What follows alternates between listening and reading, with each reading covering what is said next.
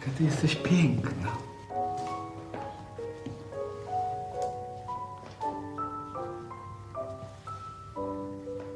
Czemu taka smutna, co?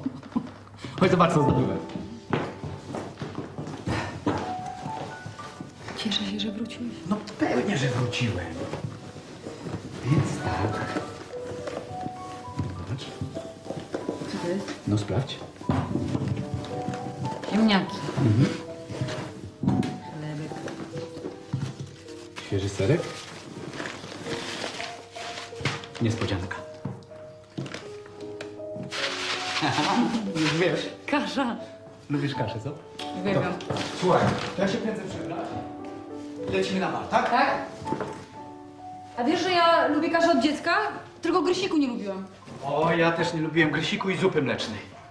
Ale lubiłeś szpinak? A widzisz, kochanie, z tym szpinakiem to była taka sprawa, że słyszałem legendy o tym, jak dzieci nie lubią szpinaku, ale moja mama nie dawała szpinaku, więc nie wiem, no, nie było tego w menu u nas w domu, czy jak?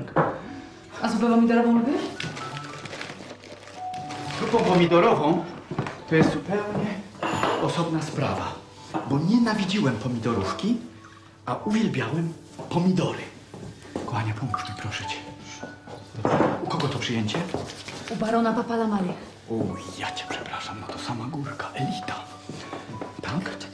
O której? Już się zaczęło. Cholera jasna, no to musimy się spieszyć. Już. No jak? Dobrze wyglądam? Zaraz. Proszę cię, czekają wszyscy na nas. musisz No jeszcze- chodź, ja się zapnę.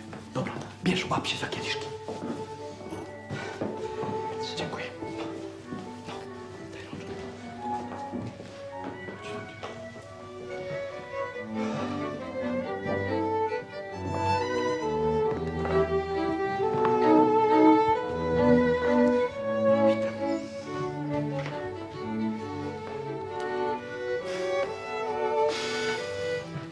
Trzeba trochę prześmierzyć, rozumiesz sama, nie? Dyplomacja, proszę ja ciebie. A co tak pięknie pachnie? Co to za zapach na to?